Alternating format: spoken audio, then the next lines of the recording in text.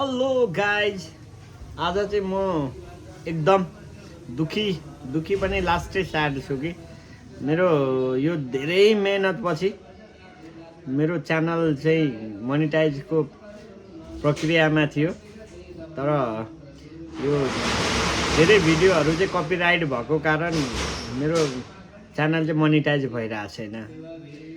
मैले चाहिँ अहिले एउटा मेल हेरेपछि त्यो प्रोसेस गर्दै जाँदाखेरि चाहिँ मैले चाहिँ अब लगभग 1 महिना जति फेरि रिप्रोसेसिङको लागि पर्खिनु पर्ने भएको छ। र मैले मेरो च्यानलहरूमा चाहिँ मैले अब जति पनि मेरो त्यो किसिमको एउटा थियो भिडियोहरू तिनीहरूलाई चाहिँ मैले बिस्तारै डिलिट गर्दै नयाँ चाहिँ भिडियोहरू राख्नुपर्ने छ। र मोनिटाइजको लागि यति प्रोसेस गरिरहेको थिएँ, तर पनि मोनिटाइजको लागि चाहिँ मैले पर्खिनु पर्ने भएको छ। र साथीहरू, नयाँ कन्टेन्ट क्रिएटर साथीहरू, आफ्नो च्यानललाई ग्रो गर्नु छ, मोनिटाइज गर्नु छ भनेपछि एकदम नितान्तै आफ्नै किसिमको भिडियोहरू राख्नु होला, आफ्नै किसिमको उयोहरू गर्नु होला।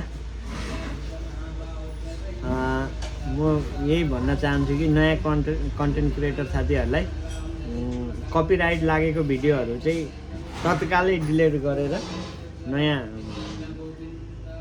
एकदम आफ्नै मौलिक झल्काउने किसिमका भिडियोहरू राख्नुभयो भने सबैभन्दा बेस्ट हुनेछ। गाइजहरू, मेरो च्यानलमा चाहिँ दाइ पनि आइसक्नु भएको छ है त। के छ विजय दाइ भन्नु? एकदम ठिक छ।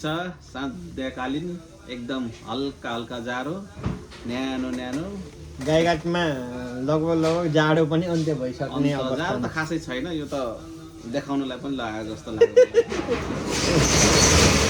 ल गाइजहरू है, मेरो च्यानल चाहिँ लगभग मोनिटाइजको अन्तिम चरणमा पुगेर फेल खाइसकेको छ। साथीहरू, नयाँ कन्टेन्ट क्रिएटरहरूले चाहिँ एकदम आफ्नै किसिमको भिडियो, आफ्नै किसिमको रियल बोलीहरू राख्नुभयो भने चाहिँ सबसे बेस्ट हुनेछ। ल ओके, बाई बाई।